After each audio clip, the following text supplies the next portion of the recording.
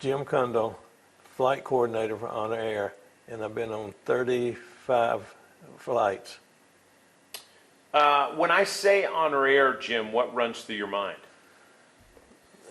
What runs through my mind is basically guys who were in a war and that we're trying to do something to make them feel welcome.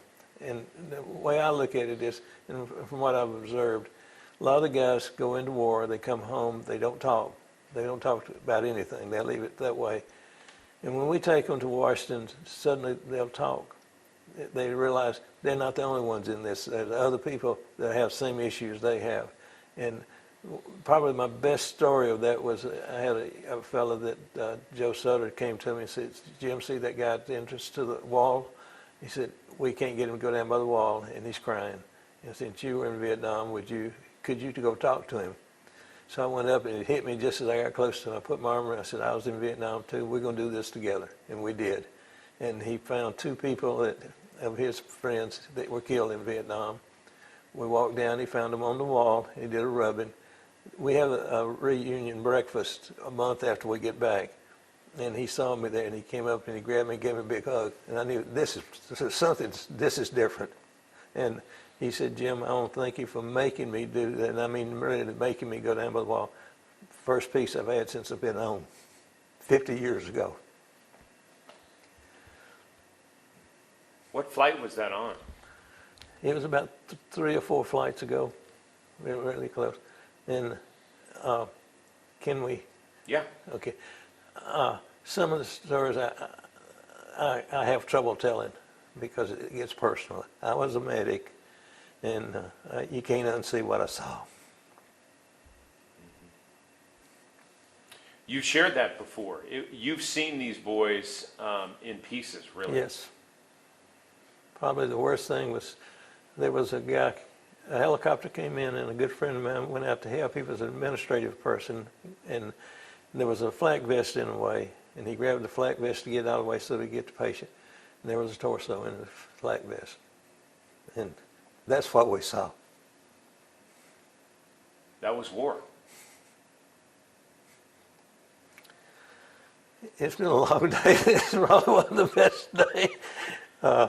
Because I've been talking to veterans all day. And so just give me a moment. Jim, you've just in your years, how many have you talked to? You were sharing that before, but you have heard so many stories. You may have talked to more veterans than anyone in this community. Is that fair to say? Somewhere between 3,500 and 4,000. And a lot of it wasn't so much talking, it was listening. Because once they find out I'm a vet, and especially when they find out I was a medic, it's unbelievable the stories that start coming out. And you can tell they've never told this story. I got a call last week, I guess it was. Well, I'm getting calls because of y'all's good job of telling we're quitting. This guy called me, but he said, Jim, I'm not calling about the flight, this being the last one. What I need to tell you is that when still don't remember whether it's his father or grandfather, went on the trip with you. He never talked about the war. We didn't know anything about it. When he got home, he told more stories. It's unbelievable how he opened up. But then he not only opened up about his war experience, but he opened up about other things in his life. We would actually get the whole family together and talk to him and said, our family wants to tell you thank you. And I get that a lot. And sometimes on the phone, I can't help it, but I cry with them. And Larry Taylor is one I did that. He spent the night with me one night, and he and I went to Fort Knox the next day. And he got the Congressional Medal for that. And what he did in that helicopter is unbelievable.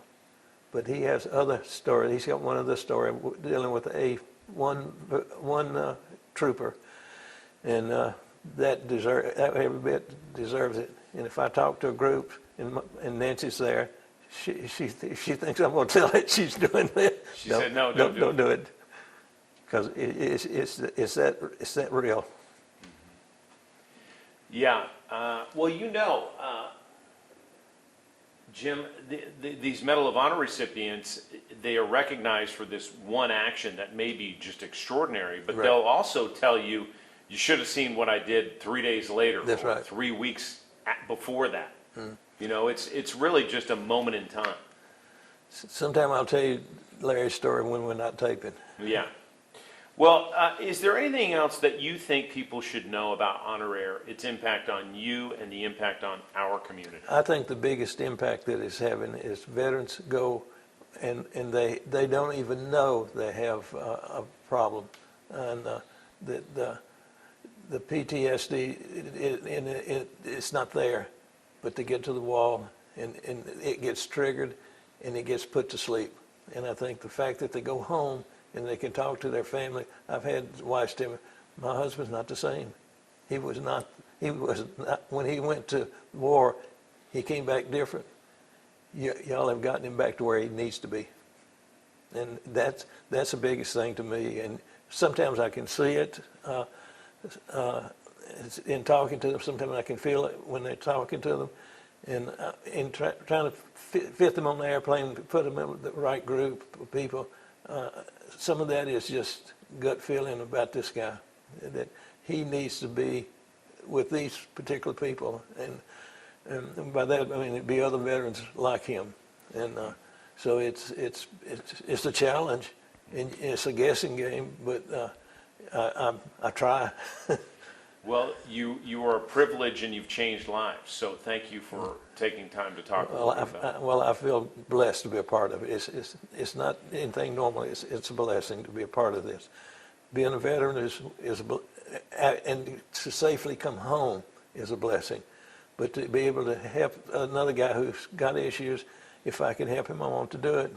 I have my own issues, but again, I can feel what he feels. Anything else I should have asked you that I haven't? John, I've thought about the whole thing. The biggest thing I want is that guys are going up there. They fit in this category. They're coming home in a better category. That's been the most impressive thing to me. And when people, some of these veterans, when we get home, they'll call me and say, "Thank you for doing this." Well, it's not me. There's a whole team, and this is what I want the public to know. There's a whole team. When that plane, I get on that plane, I sit in that seat, they close the door, I can relax. I did my job. Now, the guys who make this thing really work are the rest of that team. And I don't have to do that. They're doing such a wonderful job. It's just unbelievable what they do. So what I try to do is sort out the vets to get them where they need to be for that team to work with. Well, thank you, Jim. Okay.